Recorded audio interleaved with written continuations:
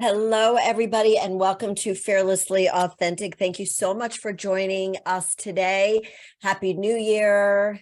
It seems like Happy New Year was a long time ago, but I am so happy to have you join me. And if you are a first-time listener, this is the place to be educated, empowered, entertained a little bit, and inspired to go live your most fearlessly authentic life. So every single week, I have an amazing guest, or sometimes you get me solo, and we talk about things that have stopped you from living that fearlessly authentic life, from living in your truth, from living in your power. And today's guest has been, I think you've been on here 3 times already, Nina. And I love having Dr. Nina Savell Rocklin on the show to talk about how to get over addictive behavior. Specifically, Dr. Nina discusses eating disorders. So I just want to get right into welcome you to the show because we have a lot to cover. Welcome, Nina. It's so good to be here for the 4th time. I know. I love having you on here because every time you're on here, I learn something new. And that is the mission of the show, is for people to walk away from it, learning more, sharing it with other people. And we have talked about eating disorders with you because that is really what you focus on. So I want to start first with your story and what brought you into this field of study and why it's such a huge, passionate, part of your life, and what it created for you, why you decided to go into this field and help other people overcome eating disorders and other addictions. Because as we're going to discuss, there are underlying issues to addictive behaviors. So why did you first get involved in this? It's all about the underlying issues. Okay, so let me just start with my very first group for women with binge eating disorder. I walk in, it was like an agency, so I had not met any of the people. I walk in and there's the group and they looked me up and down, and one of them, this woman who was like a little scary, like bright red hair, in her 50s, like years older than me, real had that like attitude. And she's like, "So what does a skinny bitch like you know about binge eating?" Right. And there you go. I There. said, well, and what she didn't know was I once considered myself the poster child for eating disorders because I had all of them. And what I said was, hey, this skinny bitch once scarfed down an entire box of gingerbread cookies in about 15 minutes flat. And I hate gingerbread, like I hate gingerbread, but I couldn't stop eating those cookies. And I told the group that when I was, when I was 5 years old, I came to believe that I was too big, fat, and I wasn't. I was a perfectly normal weight kid. But that was the beginning of my obsession with my weight and with food. And by the time I was a teenager, it's all I thought about. Finally went to therapy, but I went for anxiety. I talked about guys and goals and dreams and fears. I talked about everything with my therapist, about everything in my life, except one thing: food. She had no idea I was the poster child for eating disorders because I was too embarrassed and mortified by what I was doing. And a part of me didn't want to give it up, especially when I was restricting. And I felt really powerful because I could go without eating, which of course my willpower would fail and it would go downhill from there. But the point is, when I left therapy without ever talking about food, weight, body image, any of those things, all my eating disorder behaviors were gone. Not once, not a single time had I ever talked about my eating disorders. And people say, how do you go from being the poster child for eating disorders to not, without ever talking about food? And what I learned was food was not the problem, whether I was turning away from it or to it and from it. It was the solution to the problem. The real problem was, and this is what I see in almost all the people I treat, and what is at the core of most addictive behaviors, is I was really self-critical. I was hard on myself. I was a perfectionist. Nothing I did was ever good enough.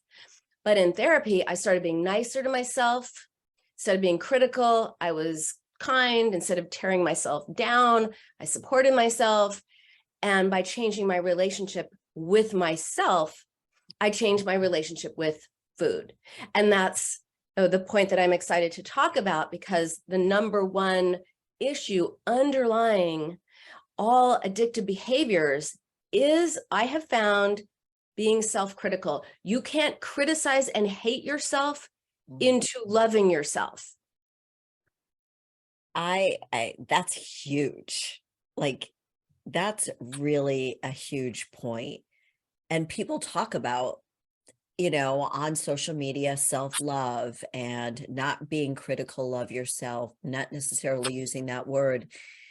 And it's something I think we throw around too easily, and we don't spend the time to really love ourselves. I mean, look, I've disliked and been very critical of myself and still am sometimes, but at this point in my life, I have a pretty decent relationship with myself, but as we're growing and we're changing and we're figuring out love and everything else in our life, we do tend to blame ourselves first, and we go to other things to help self-soothe. Am I correct in that? Exactly. What happens is the way we talk to ourselves affects the way we feel. The way we feel affects what we do. So if you're telling yourself, like one of my patients, this is how you can locate your self-critic, easy way, by the way. One of my patients said she looked in the mirror and she said to her reflection, she said, "You're disgusting. You're disgusting." So I asked her to say that again, but with an I statement, like, "I'm disgusting." And she couldn't do it. And she said, "Ooh, that seems really harsh." So she could do it when she was talking to herself in second person pronoun, you're disgusting. But she couldn't do it when it was I, because I is more localized within us. She felt it more. She felt it more. And so if you find yourself saying things to yourself, like, you're a failure, they don't like you, you always screw up, you always, some form of that, that's your inner critic talking. And once you identify it, then you've got to, then it's there, and then you could take steps to turn that inner critic into a friend. And one is, hey, if you wouldn't say something to a friend, an actual friend, or someone you know or care about or love, you cannot say it to yourself. So really watch the self-talk, and also the way we talk to ourselves, not just the words we use, but the tone can make a huge difference. How do you get somebody to slow down and recognize what they're doing? Or how can you help somebody who's not in therapy with you to recognize? I think the self-aware people out there are aware of the fact that maybe they're speaking with hatred towards themselves. And I love that idea of using I, because you're really getting to the crux of the issue. When you're saying I, it becomes so much more real rather than using you. And even if you suggest to that person, talk to them as if they were your friend, as if it was a little child, it still doesn't make that much of a difference. But how do they, the first step everybody says is self-awareness, right? So when you become aware of that, how do you help somebody shift it from you to I? Well, awareness does, when I tell them that, they usually, and everyone I see is bright, accomplished, aware, but you can't have a total objective view of your subjective situation. So if once people are aware that they're doing this, they catch themselves. But there's also a really important part to this, which is, where did that voice come from? So just the other day I was talking to someone, and she told herself, like, God, she's always telling herself, like, oh, you screw everything up. And I said, well, really, everything? You screw everything up, and yet you're this successful person? Like, you screw everything up. That's quite a statement to say. Where does that come from? Because usually it comes from something you heard. Either someone told you that, and in her case, yes, she had a sibling rivalry with a sibling who would be like, you screw everything up, like all the time. And so this relational dynamic, which was this older sibling who said this to her, became her voice to herself. So it often points to what are the underlying and unfinished, unresolved relational issues from your past that are showing up in your relationship with yourself or others. Because this same person also feels self-conscious in the world because she thinks she's walking around in a world where everyone is looking at her thinking you screw everything up, you know? Wow. And so it's essential to recognize how the past is influencing your present relationship with yourself and of course with others. You know, I was thinking when you were talking about that, you know, growing up, and I'm the oldest of three girls, and I was told by my parents, Jody, you can do anything you want. You can be the star of your own show. You are a star. You are going to accomplish great things. That's what I was told as a child. So that was great because it gave me a lot of confidence and I didn't fear any failure. So I went after everything that I wanted, and almost everything that I went after, I did get because I did believe in myself. However, when I went off to college, I realized, oh, there are a lot of women out there that are better looking than me, smarter than me, more of everything in a good way than me. And I remember thinking to myself, why did you tell me I could do all this? I can't do this and this and this. And so it was sort of a reality check, kind of in the opposite way you're talking about right now. So I think it could affect us both ways. In the negative, you know, my parents were doing the best job that they could, but I've heard it both ways. For me, that's how it affected me. Absolutely. My mentor, Dr. Salman Akhtar, with whom I wrote the book Beyond, or co-edited the book Beyond the Primal Addiction, in which we talk about all these different addictions, but the bottom line is it's relationship to self that is the problem. He says parents have two jobs. One is to make their babies, their children think that they are the center of the world, the center of the planet, the apple of their eye. The second job of a parent is to make that child realize they are not the center of the world. Bingo, bingo. It is. So for a lot of parents listening right now, you know that it's that balance we have to find in raising our children all the time. So in discussing the relationship with self and the underlying issue of all addictions, is that what it is? If we had to say one thing, it's the relationship with ourselves that causes addictions. Is that too strong of a word? Well, I don't love the word addictions because I think it's very negative and pejorative and it makes people feel bad. I like to say like it's a coping mechanism. All addictions are coping mechanisms. And why do we need such coping mechanisms? Why is there such a widespread negative coping strategies out there in the form of addictions? Because we live in a society that says it's not okay to have feelings.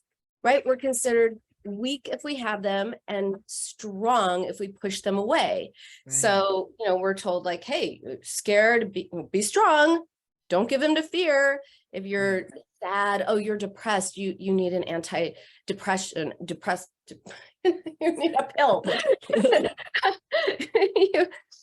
You need an antidepressant. If you're anxious, hey, there's a pill for that too. If you're mad, oh, you have anger management issues, like you need anger management classes. So the message is there is something wrong with feelings. And of course, many of us do need medication, but I'm talking about like injunctions and prohibitions against our natural human emotions that connect us to ourselves and each other.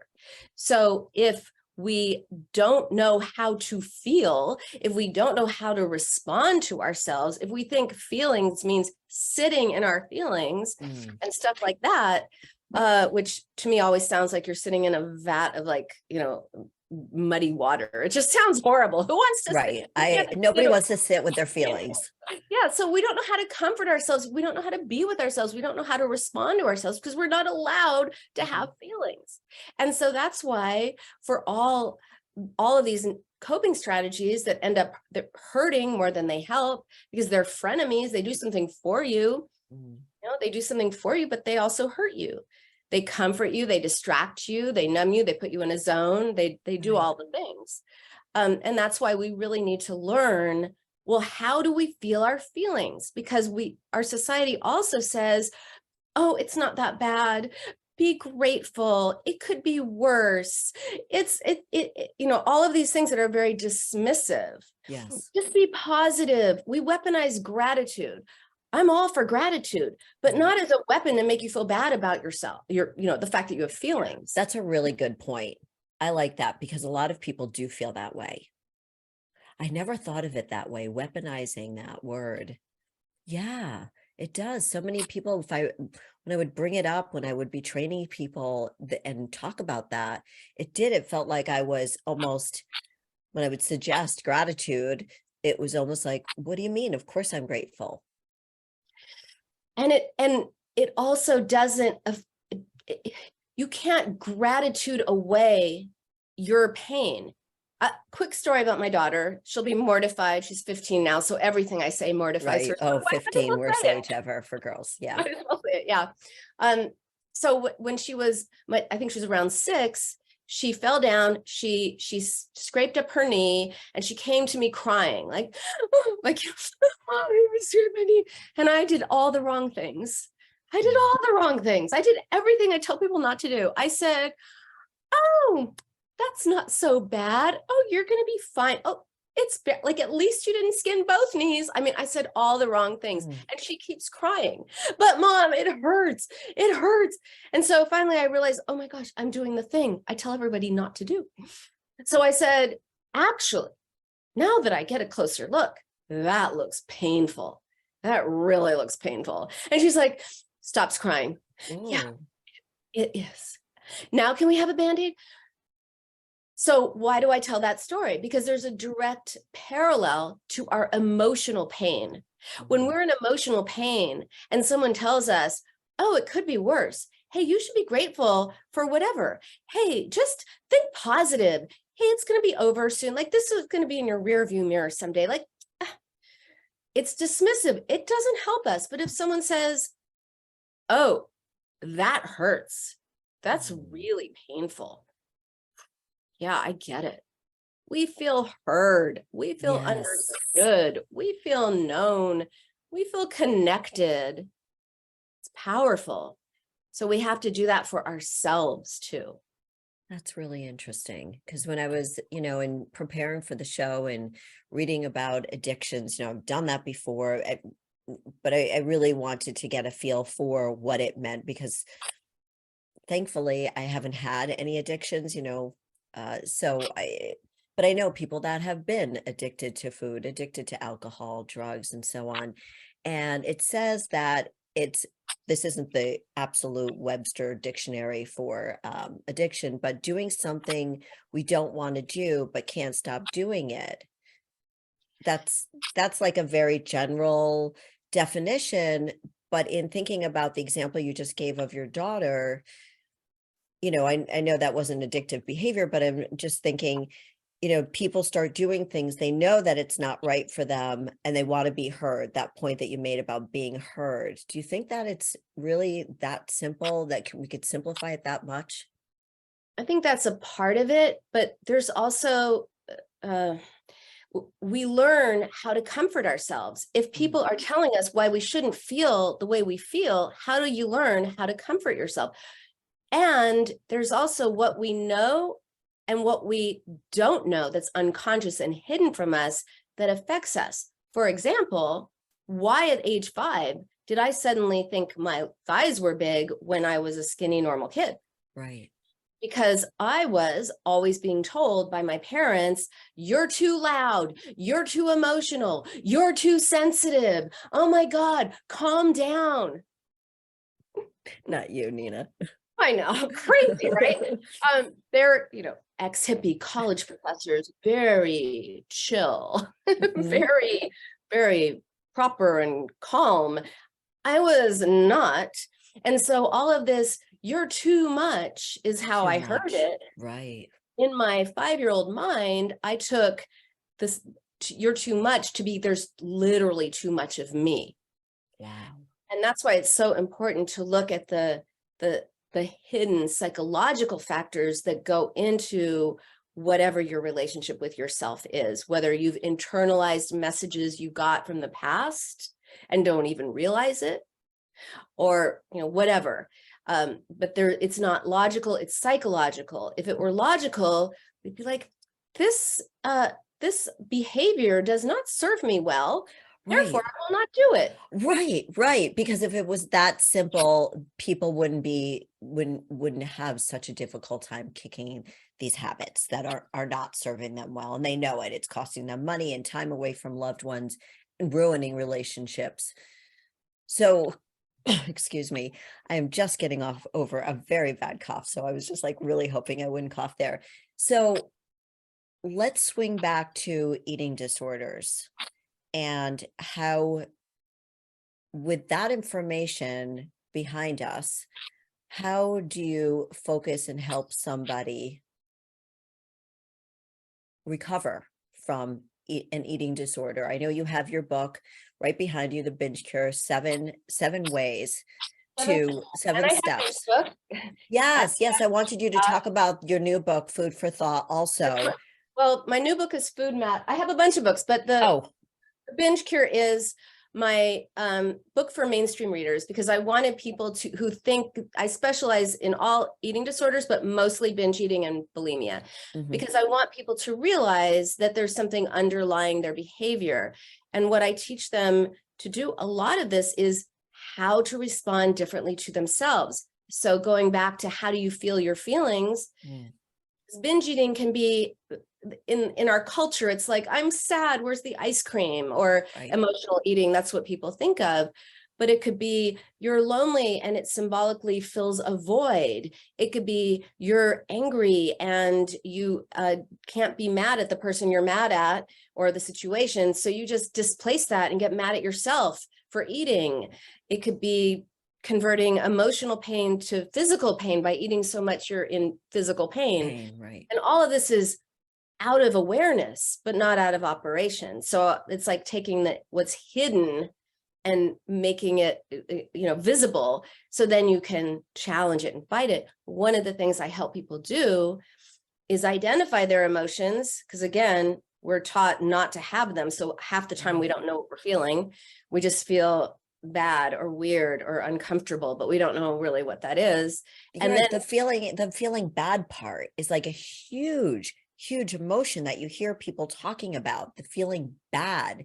And then, as you said, they don't know where to take those feelings. So instead of putting it into something, let's just say good, but even something good can turn into an addictive behavior. If you want to start working out or walking, then you're walking a lot.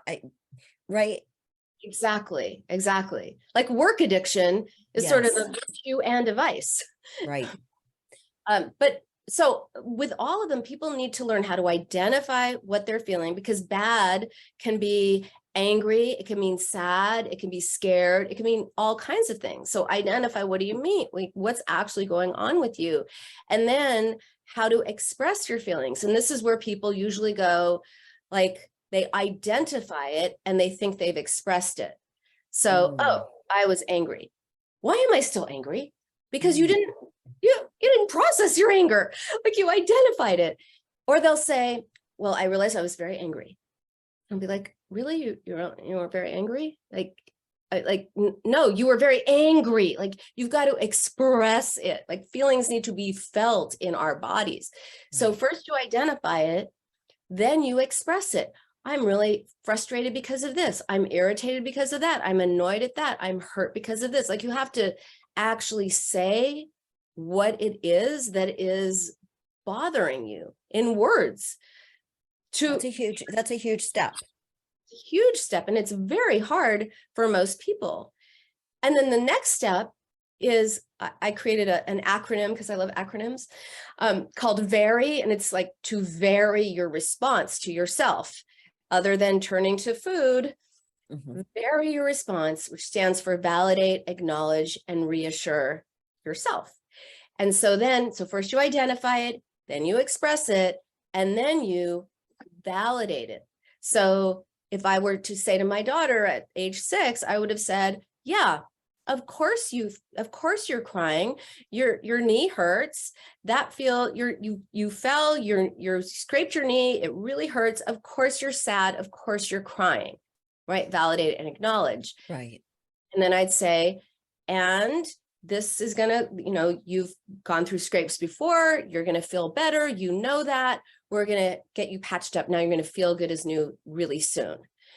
If you can even do the, hey, it's gonna be okay, as long as you first say, ugh, it's terrible now. I learned that the hard way in helping clients and watching my children grow, understanding that the response that you first expressed that you had when your daughter fell versus how you recognized that and changed it and then got a different response from her. How long does it take for you when you're working with somebody to actually acknowledge and then express and then the validation part? How long? I'm sure it varies with each person, but if somebody's really working with you, how long could it take to change the way they feel about themselves and express themselves? Well, it's interesting because as a psychoanalyst, I'm trained like, hey, you see people 4 times a week for a few years or whatever. Right. I don't think that works really well in the 21st century for a lot of people. There are some people who want to do that more classical analysis, but not Freudian, not like, tell me about your mother, but more like, Right. like a really deep dive into your soul, which is why I have programs that are 12 weeks or a new one with 8 weeks. Now, I'm not saying that your eating disorder is going to be gone in 12 weeks, but boy, what I've seen is people actually do transform their relationship with themselves in that time, or at least make significant progress towards doing so. And then they just then have the tools to know what to do. And they've worked through how they learned this way of being with themselves, because you can't change it unless you know where it comes from. That's the hardest part, is that deep dive of really recognizing where it came from. Do you feel that this program that you've created can it be applied to other quote unquote addictions? Or is it specifically for very specific for people who are struggling with emotional eating or binge eating? Yeah. I mean, I suppose it could be, but it involves things that are so specific to that the core principles could be, but it would just have to be redone. Right. Yeah. And by the way, one of the ways that I fundamentally disagree with 12-step programs and things like that is they tell you you're powerless over the thing and that the thing is the problem, as opposed to there's a reason you're doing the thing that you don't want to do. And you are not what you're doing. So you are if someone is struggling with binge eating, they are not a binge eater. They're a person who's struggling with binge eating for a reason. I love that. And when you can look at it that way, instead of making it your identity, which is shame-ridden, right, and thinking there's something wrong with you, and then so many people don't want to talk about this because of the shame, which is why I'm glad we're talking about it today, and that is why we wanted to discuss the underlying problem here, because people don't feel that they can express their feelings. And that, I think, that's a huge part of it. That's a huge part of the steps to recovery, wouldn't you say? yeah. And furthermore, I don't believe in recovery. I believe in liberation. Like recovery is like you're just getting over a really bad cold or the flu or something, like you're recovering from the flu. We recover from the flu or from whatever, a bad breakup or whatever. But when you talk about recovering in eating disorders, I feel like you're just in recovery. Like it's something you always have to be dealing with. And I don't like that. That doesn't sound compelling to me. And it's not the truth. It's liberation, which means it's something you used to do. Like we don't say, oh, I'm in recovery from anxiety. We say used to be anxious and now I'm not. Same thing. I used to do that behavior, and then I learned why I was doing it and got new coping strategies and changed my relationship with myself, made peace with myself, and now I don't do it anymore. Liberation. Yay. I love that. I love that you have this whole new outlook on it. I think that's so important. And I think that gives people a lot of hope because so many people do feel like, oh, I'm going to go here, I'm going to do this, I'm going to do that, then I'll be in recovery. And then it's like sort of a stuck place. I'm in recovery, right? Rather than feeling liberated from something that was holding them back from living their most fearlessly authentic life. Exactly. If you're doing something you don't want to do, or you're not doing something you want to do, there is a reason. And that reason may be out of your awareness. It's hidden, it's unconscious, but it's there. And I like to call myself the detective of the mind. So when you are detective and you get really curious, not critical, about why that is, and you discover the answers, then you can create change. And detectives don't say, oh, that clue is really embarrassing and weird and stupid. Detectives just say like, there's a clue. And you have to have the same attitude towards yourself, like really be curious. What's going on with me? What is this behavior resolving? What is it keeping me from thinking about? What is it keeping me from doing? What am I afraid of? Yeah, no, this is all great information on somebody who is listening, or they might know somebody who's struggling with those same things. So the book is called The Binge Cure. This is what you said is like your opening book for people who feel that maybe they they need to read this or share it with a friend.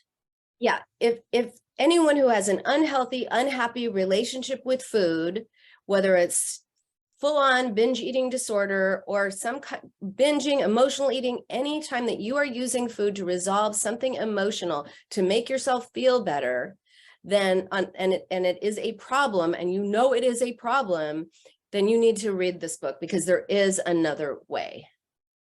I've read the book. It's a great book. I've shared this book with, I've purchased it and have given it to people that I feel that need it, and they have passed it on to other people. So this is a great book. I also want to talk about your newest book that you mentioned, that you're working on right now, right?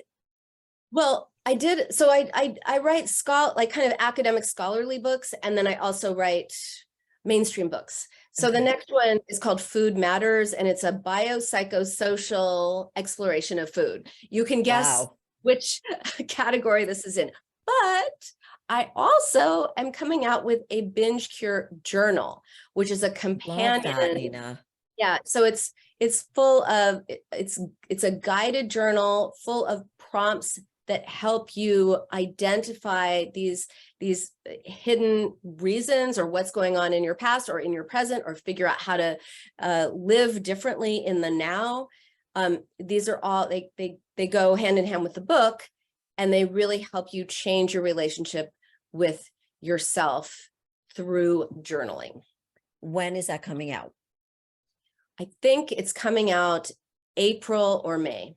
Okay, wonderful. And how can people reach you in order to get more information from you or refer somebody to you? I don't know if you're seeing more clients, patients, but if they need your help. Yeah, well, I do have online programs, and I see people from all over the world. Okay, great. So they can go to my website, which is Dr. Nina Inc., DrNinaInc. They can find me on Instagram. I have 2 Instagram handles, Dr. Nina Psychoanalyst or The Binge Cure.